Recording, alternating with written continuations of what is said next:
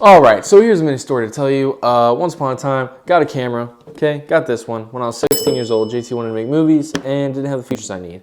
So, what on earth could possibly cover, be the jack of all trades of cameras? What could do it?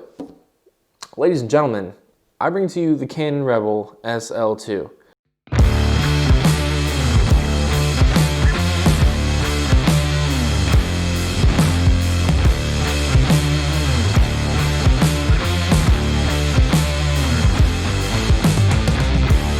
Very light body and is one of the smallest DSLRs on the market, even to this day, and was released in 2017 with a 24.2 megapixel APS-C sensor. It's a lot of megapixels there, guys, especially for a consumer grade camera.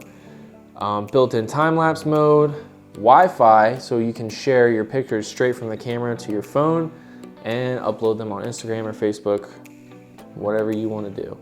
Shoots 5 frames a second, can film 60 frames a second, full HD for that Buttery Slo-Mo, or if you just really want high def, crisp video for YouTube videos.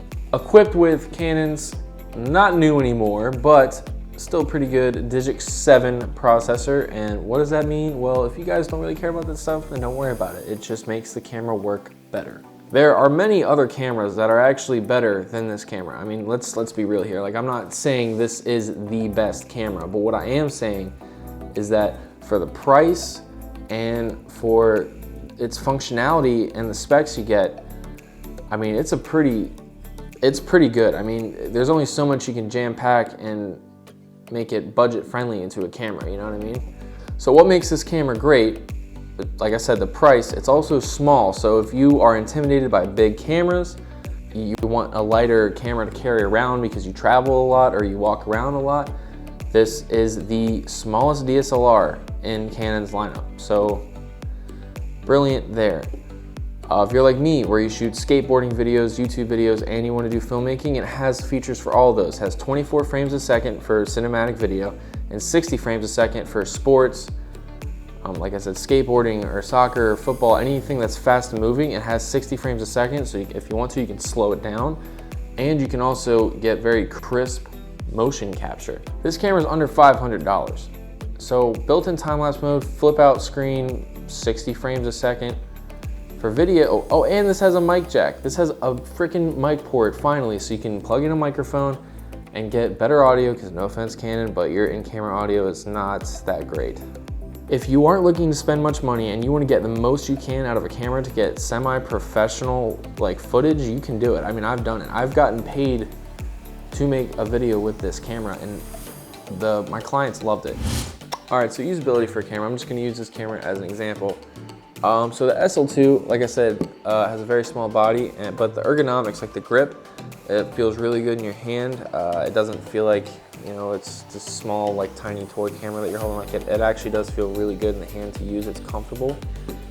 But on this camera, I have a dial and a bunch of buttons on the back. And the SL2, they simplified it even more. Added the touchscreen. It's a fully usable touchscreen. You can navigate everything through it, and since, I actually watched a video on the touchscreen itself, and it's actually really smart that they did that, because we're all using smartphones like with touchscreens. It's 2020, for God's sakes. Everything's almost touchscreen. So since we already know how to navigate our phone, navigating this camera is not going to be difficult to do, to change settings, you know what I mean? And plus, on top of that, not only did they make this camera a fully navigational touchscreen, they also made a really super easy menu to navigate. This is the first time you've ever picked up a camera of this magnitude, this menu is like, it literally gives you a very clear description of what each function does. It has visual guides, like on-screen visual guides, like pictures of things of what the camera will be doing when you change a certain setting. So this isn't just meant for people who have experience with cameras. Like, this is literally a beginner camera. The next best thing about this camera's usability is the dual pixel autofocus. So if you're not good at manual focusing, this is the camera for you. It really is, because you move around, like I'll move around right now, and the or if I wanted to, you know, put my hand there, it'll focus on my hand like that, and then back to my face. It's pretty awesome. Don't have to do it yourself. And dual pixel autofocus was one of the best things Canon has ever done. Camera's usability is even more awesome because it has Canon's EF mount, which has the biggest range of lenses there probably is. And not only that, so you can mount EFS lenses and EF lenses on this thing. The difference is EFS is made for, this is like technical terminology, so I'm sorry if you don't get this, but EFS, like this lens right here, it says EFS on it. Those are designed for cameras with a crop sensor, and the camera, the SL2, it is a cropped sensor. It crops in by 1.6. It's a line of lenses made for this camera, so they're cheaper. EF lenses are lenses like this 50mm or this telephoto lens right here. Those are for full frame sensors and for crop sensors. And this camera can fit both, which is awesome. Alrighty guys, so real quick, I'm gonna cover the pros of video and then the cons, and then we're gonna move on to the photography side of all this, which I'm actually looking forward to. Pros, flip out screen, awesome. Mic port, time-lapse mode, built-in time-lapse mode, that is a big one. The dual pixel autofocus, amazing. Oh yeah, 60 frames a second. That in full HD. Those are all winners for me. I mean, that's honestly what sold me to this camera. So now to talk about the cons. As much as I love this camera, I mean, I really do. It's grown on me, and I feel like I can use it just, you know, I'm really knowledgeable on how this camera works. However, one of the biggest downsides to this camera is that it's ISO after about 3200, and 3200 is pushing it. It's very grainy, and this camera is just not good in low light performance. It's just really not. Which sucks, because there's a lot of things that you can film at night that look amazing. But this camera, unfortunately, is poor in low light performance, but then again, it's only a $500 camera. One of the other things that really kind of sucks about this camera is that it only films 30 minutes continuously, and when I was filming my podcast that's yet to come out, I only had to reset it once, but it sucks because if you're filming something like that, it can mess with your audio, like continuity, and that really sucks. Those two are really the big ones for me. I mean, I think other people might not like the fact it doesn't have 4K or it doesn't have 120 frames a second, but those really don't matter. I mean, you have 60 frames a second and you have a really good HD. Alrighty guys, so if you don't want a camera for video and you're just looking for something to start out in photography, this is also a pretty good camera considering the price. Here are the things I like about it when it comes to photography. The flip out screen is really helpful. Especially when getting low angles, you can just flip the screen out and point the camera up and you don't have to like get all the way down to the ground.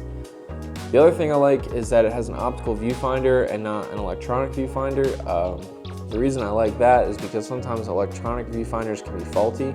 The downside to that also is that with an optical viewfinder, you won't actually see what your image is going to look like after you take the picture. It's more of a reference. The camera can shoot up to 25,000 ISO, I think it is, 25,600. Great that it can go to that ISO, but again, this camera is not known for its low light performance, so that kind of sucks. You can get really good images out of this camera, like, I'm gonna say it, you can get professional images out of this camera, especially with the right lens, like with this 50mm 1.8. I get amazing portraits. Honestly, the photography with this camera, I think as a beginner, it's awesome. But the cons are, there's almost as many cons as pros, if not there are like the same. Here's the thing, like I said before, poor low light. So if you're shooting at a high ISO, what I've found, if I have to go up to 6400 and especially past 6400, those images are going to be crap. So you might as well just make them black and white and add grain to them. The other downside is that shooting 5 frames a second is kind of slow. I was shooting with a model a while back and she was posing faster than I could take the pictures. I have to stop in the middle of shooting and be like, hey, hold on. I have to wait for my camera to buffer real quick. That it only has 9 autofocus points. That's like pretty much standard, and while that's great and all, I feel like 9 is kind of low. But again, this camera honestly was targeted more towards a video audience But yeah, the biggest things for me with this camera is that the buffer, 5 frames a second, and the low light performance. I mean, those are big issues with photography. Another huge con to the photography side of this camera is that the CR2 files, which is the raw files you can take, with the CR2 files, I don't know if anybody else has this problem, but I edit my photos on HP notebook with Microsoft's Windows 10. And for some reason, I can't see the previews or the thumbnails of the CR2 files, which is the raw coming from the SL2. And that's kind of a bummer because that means I have to shoot in JPEG and RAW so I can see which photo I'm going to edit, so I can edit them. And that's kind of a setback because that's going to take up more memory on your SD card, use more of your battery. So there you go. Some other features of this camera: they have SD card slot and the battery, same place on the bottom with the little flip out lid there. They have 3/8 thread, I believe, for tripod use, and has an HDMI port if you want to use an external monitor, and a mic port, of course.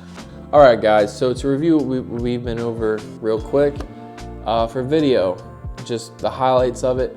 Mic port, 60 frames per second in full HD, awesome. Variable angle touchscreen.